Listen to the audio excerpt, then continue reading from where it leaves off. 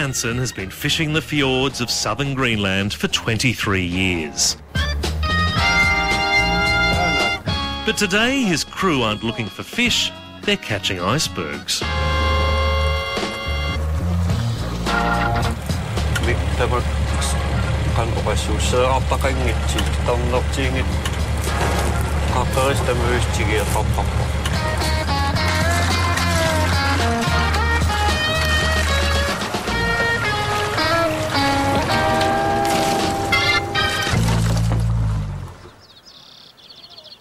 Icebergs have always filled the harbour of his hometown of Narsak. They crack off a nearby glacier and melt in the fjord or float out to sea.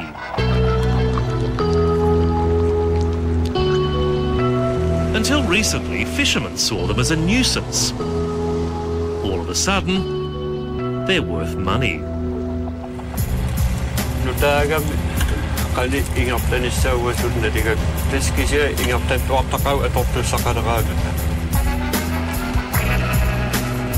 And it's all because of a Greenlandic entrepreneur with a vision. A vision of turning ice into beer.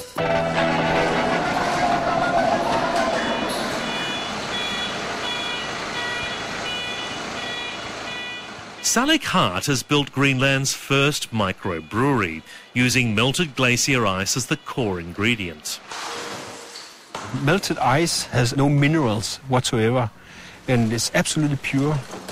And breweries all over the world spend a lot of money taking all the minerals out of the water, but we don't, because it's so pure.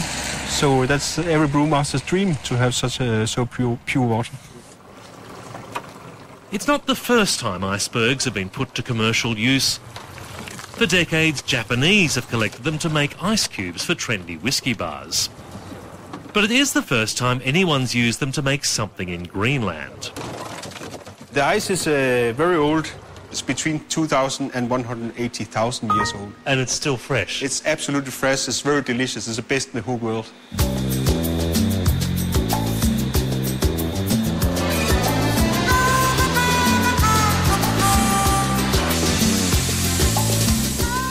That doesn't mean you'll actually taste the ice when it's turned into ale. The flavour depends on the brewer's craft. How much malt and hops are added, the temperature it's boiled at, and the time it's given to ferment. Even so, Danish brewer Rasmus Broge jumped at the chance to be a beer pioneer. Have you worked with Arctic ice in beer before? No. Does it make a difference? Yes, the water is actually perfect for brewing with. I could make the same water if I had a filter on the normal tap water. I took out whatever kind of stuff is in there. But I don't have to adjust anything here. It's perfect to brew on right away, which is perfect.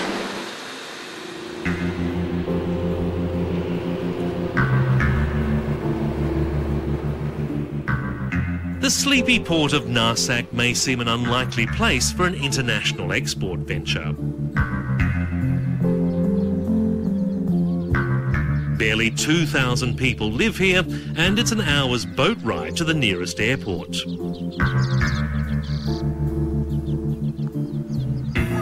But Salik says a new spirit has grown since Greenland won autonomy from Denmark in 1979.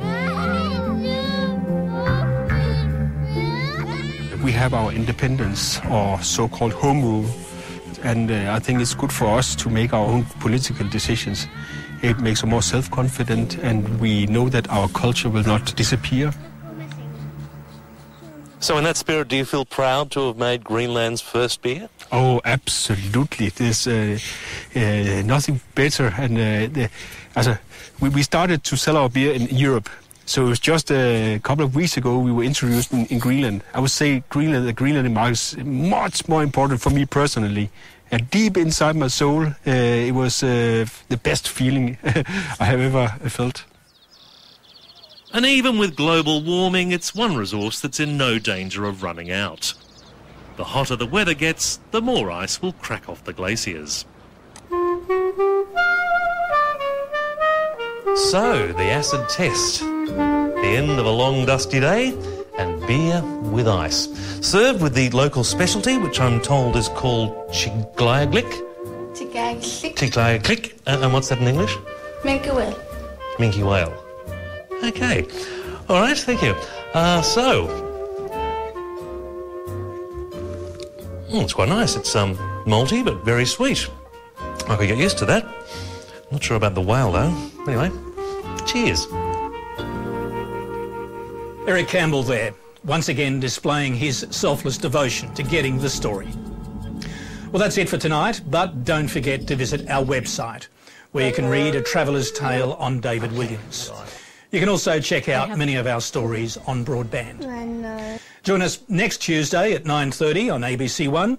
Here's a glimpse of the program. See you then. Next week on Foreign Correspondent, bridging the divide between Arab and Jew, between Arab and Jew, between Arab and Jew, between Arab and Jew, between Arab and Jew, between Arab and Jew.